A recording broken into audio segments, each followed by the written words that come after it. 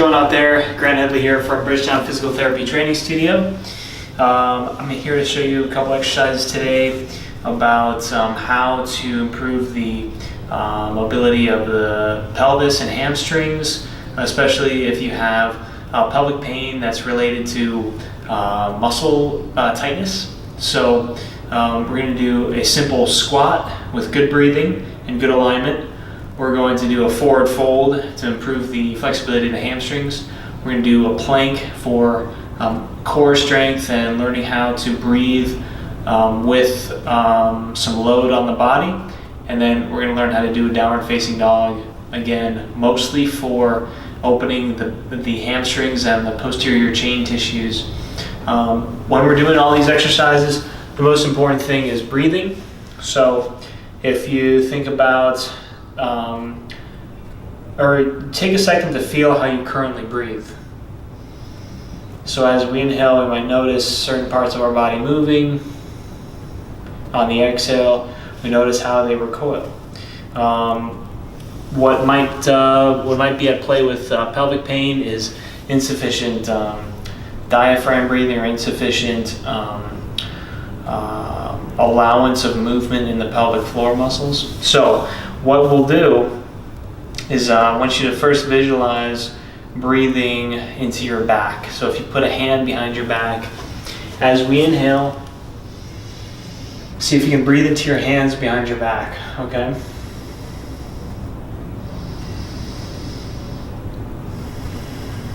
So pause there and practice that 3 to 5 times. Notice how that affects your symptoms. Notice how that gets your body moving a different way. Likewise, we're going to see if we can inhale and expand the belly, and we're breathing forward, okay? Next component is inhale into your sides.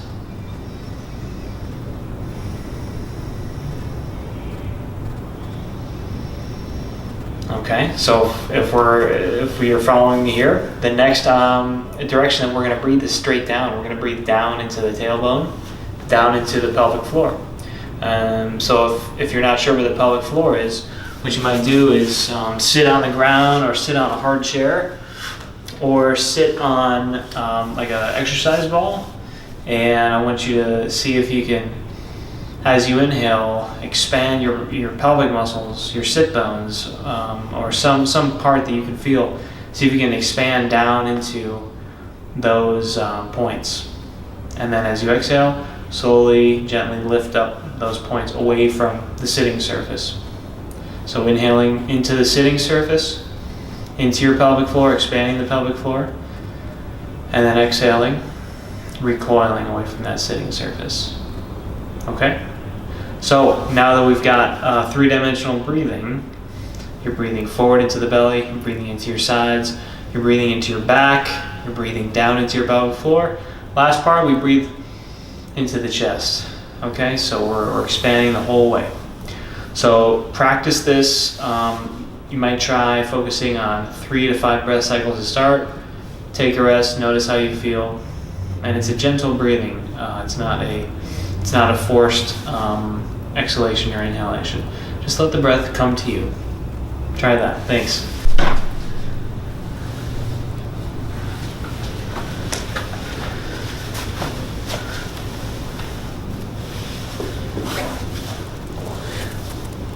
All right, so now that we've got the breathing down, stay with the breathing, and we're going to try a few standing exercises. So the first one that we're going to do is a forward fold.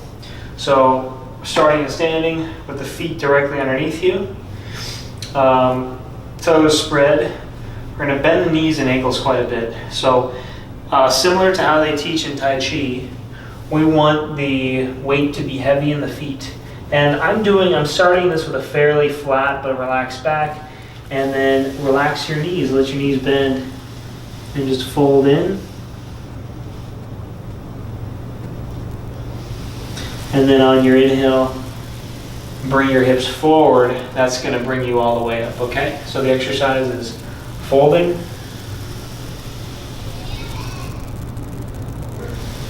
and coming back up. Exhale, inhale all the way up. and we're going to exhale on the way down. The reason for this is something you can explore on your own.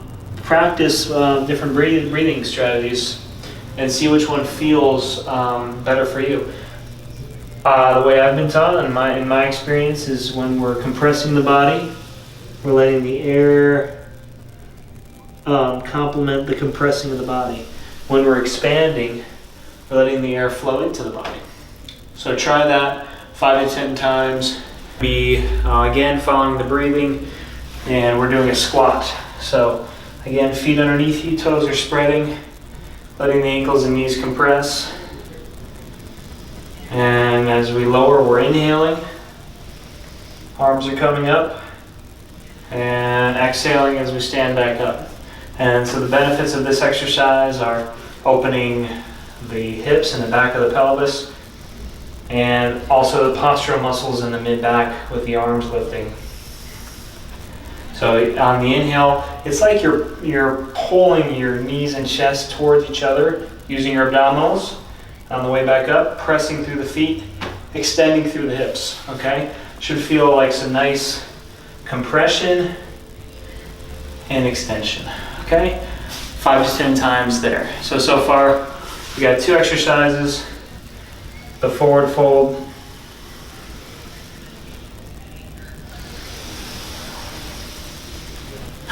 and the squat.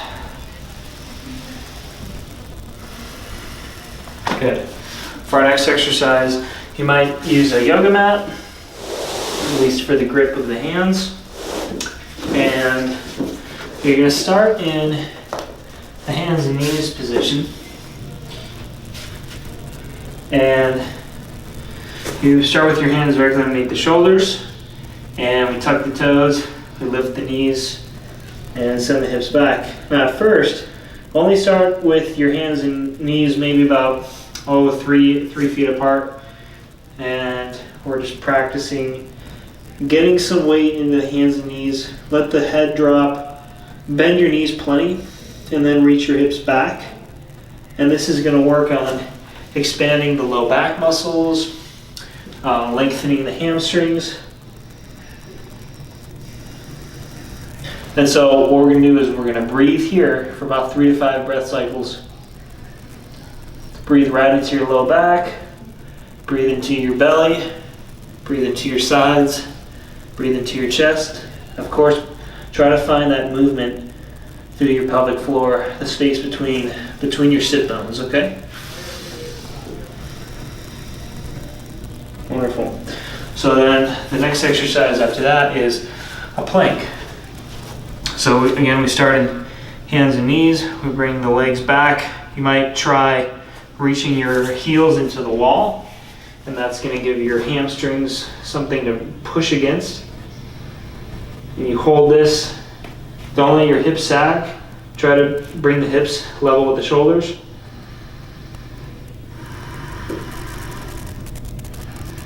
And practice your breathing.